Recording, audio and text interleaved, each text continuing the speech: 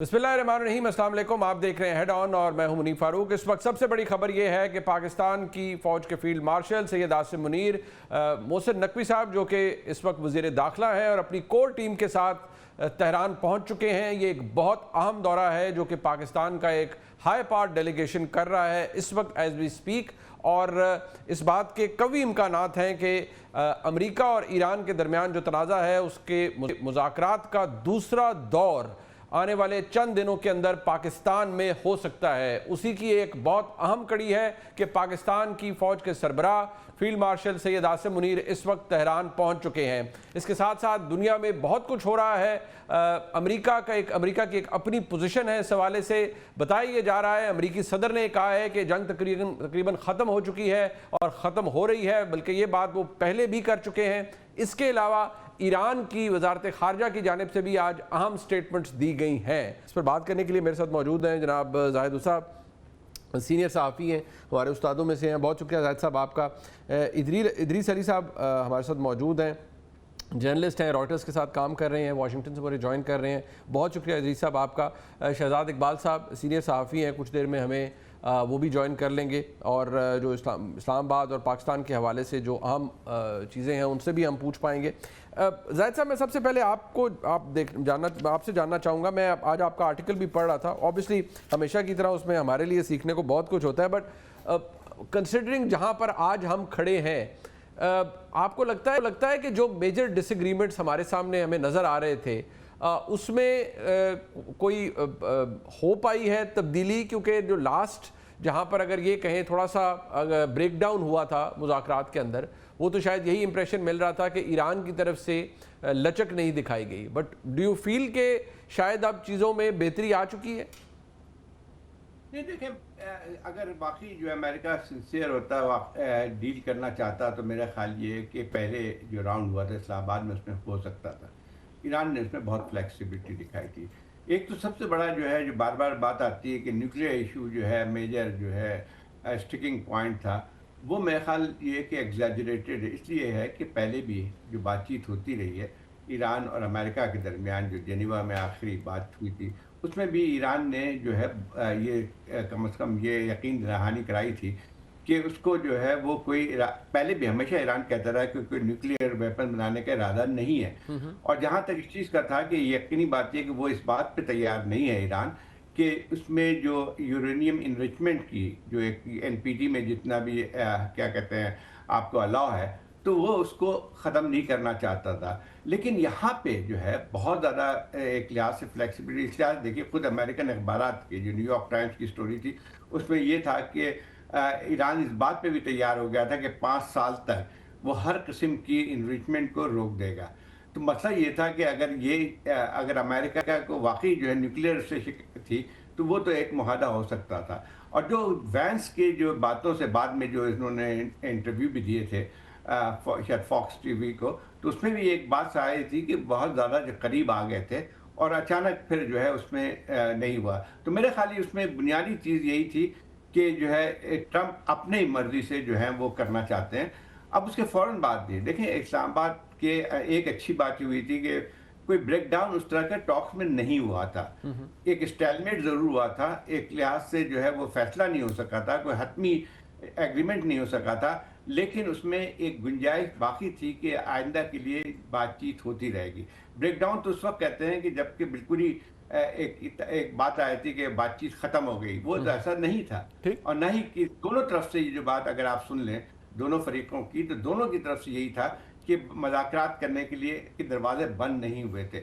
अब शायद जो है ये हुर्मुज़ में जो नई जो इसमें मोड़ आया है वो ये था कि जो हुर्मुज़ का जो है नेवल ब्लॉकेड अमेरिका ने शुरू किया है, उसने थोड़ी सी हालात को तब्दील किया है। लेकिन एक बात साफ है कि जो प्रेसिडेंट ट्रंप का कहना ये है कि उसमें उन्होंने मजबूर कर देंगे ईरान को कि वो फिर कैप्चुलेट कर जाए। लेकिन शायद मतलब खुद उनको पता होना चाहिए कि 6 हफ्ते की जंग जो कि इससे ज़्यादा नहीं हो सकती, तबाही नहीं हो सकती थी ईरान के लिए, उनके लीडरों को भी ख़त्म किया गया, उसके बावजूद भी ईरान ने कैपिचुलेट नहीं किया।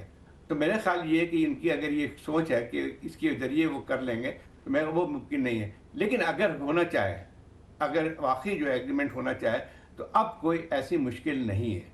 कि जो है उस पे ऐसी कोई यानी कोई ऐसा ब्रेकिंग पॉइंट नहीं है जिसमें देखिए ईरान ने अभी आप देखें कि बहुत ज़्यादा उनकी तरफ से जो पहला बयान आया था फॉरेन मिनिस्ट्री की तरफ से, तो उनका तो कहना यही था कि सफारती जो एक अमल है उसको तो हम नहीं रोकना चाहते हैं। खुद जो है वो स्पीकर जो लीड कर रहे थे जी नेशनल असेंबली के स्पीकर जो थे, जी जी, उनकी गलीबा। तरफ से जो बयान आया था वो भी बहुत ज़्यादा मुतवाज़िन था। ठीक। अब देखना ये है कि क्या ट्रंप कोई वाक़ई जो है उनकी करना चाहेंगे मुआहदा, तो ये सारा डिपेंड करता है। लेकिन उसमें जो सबसे बड़ा जो फैक्टर है, जिसकी हम बात नहीं करते हैं, वो इज़राइल का है।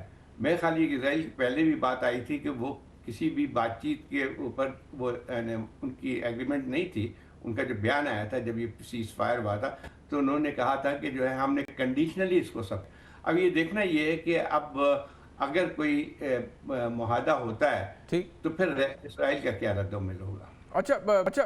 इदरीस साहब, मैं आपसे ही जानना चाहूँगा कि ये ऑब्वियसली एक इम्पॉर्टेंट इशू तो रहा है अमेरिका के लिए। हम they keep talking about the enriched uranium, वो एक ही बात को ड्रम बीट करते रहते हैं कि ईरान न्यूक्लियर पावर नहीं बन सकता। बट आपकी नज़र से गुजरा होगा इस्माइल बकाई, जो ईरान के जो वजारत खारजा है उसके तर्जुमान, उन्होंने आज भी कहा है कि ये अब हम एटमी हथियार बनाने में दिलचस्पी नहीं रखते और जो चीज़ हम करना नहीं चाहते उसके लिए हमें दहशतगर्दी का निशाना बनाया जाता है। कंसिडरिंग कि enriched uranium is a major issue, और क्या आपको लगता है कोई मिडिल ग्राउंड तलाश कर लिया गया है in the middle of all this? ये सेकंड राउंड तक पहुंचते पहुंचते कि कितने अरसे तक उसको सस्पेंड करेगा Iran? America perhaps was asking for 20 years, Iran 5 साल की कह रहा था। Do you think a middle ground को मिला है दोनों को?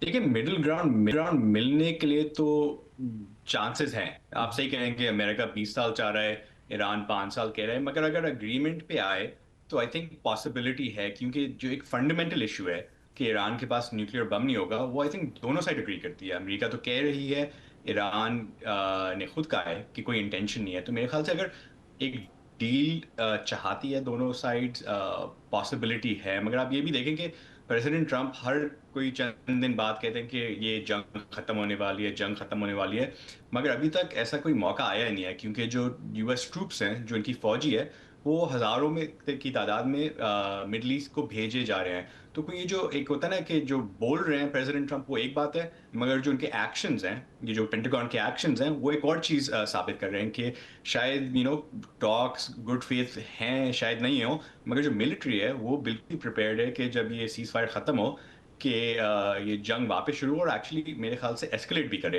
तो डील पॉसिबल है, मगर आई थिंक यूएस और वाशिंगटन में जो प्रेपरेशन है वो ये भी है कि जंग को एस्केलेट किया जाए अप्रैल 21 के बाद। अच्छा, ये बड़ी स्ट्राइकिंग बात है जो आपने बताई है। बट ईरान की तरफ से तो अपेरेंटली ये इस बात को शायद अब आप सेकंड करेंगे और शायद आप इसके ऊपर रिफ्लेक्ट कर पाएंगे कि अमेरिका ने इस बात को एक्नॉलेज किया है कि ईरान ने जो रिकंस्ट्रक्शन या सैंक्शंस के हवाले से जो बातें हैं वो भी ऑन रिकॉर्ड आई हैं और वहाँ डिस्कशन हुई थी। बट क्या हम इसको टैप कर पाए हैं कि क्या अमेरिकन साइड उससे एग्री कर गई है ऑलरेडी कि ये सैंक्शंस लिफ्ट होंगी और जो जितनी तबाही हुई है रिकंस्ट्रक्शन के लिए भी कोई कॉम्पनसेशन या ऐसी कोई चीज़ ईरान को पे की जाएगी या नहीं? अभी ऐसी कोई डिटेल नहीं आई सामने। देखिए, अभी जो इस्लामाबाद में भी टॉक्स हुई थी, जो मेरी अंडरस्टैंडिंग है सोर्सेज और कि जो उन्होंने मुझे बताया ये कि ये इश्यूज एक्चुअली डिस्कस ज़्यादा हुए नहीं थे। टॉक से पहले थोड़ी सी डिस्कशन हुई थी, मगर ये न्यूक्लियर मामले से आगे बढ़ा नहीं ज़्यादा। तो अभी ये आई थिंक ओपन क्वेश्चन है। प्रेसिडेंट ट्रंप आप जानते हैं कि अपने आप को डील मेकर समझते हैं, तो उन्होंने कभी कभार ऑन द रिकॉर्ड ये भी बोला है कि अगर ईरान ने डील की तो मैं खुद रिकंस्ट्रक्शन शुरू करवाऊंगा, अमेरिकन कंपनीज भेजूंगा, जो अरब ममालिक हैं उनसे कहूँगा इन्वेस्ट करें। तो I think sanction relief possibility है, मगर आई थिंक प्रेसिडेंट ट्रंप का बेसिकली एक ही पर्पस है, उनका ये है कि ये सेल कर सकें डील। तो जिस तरह भी एग्रीमेंट हो, वो शायद पब्लिकली ना बोलें कि मैंने सैंक्शन रिलीफ दी हो, मगर प्राइवेटली शायद यही करें और यही शायद करना पड़े उनको।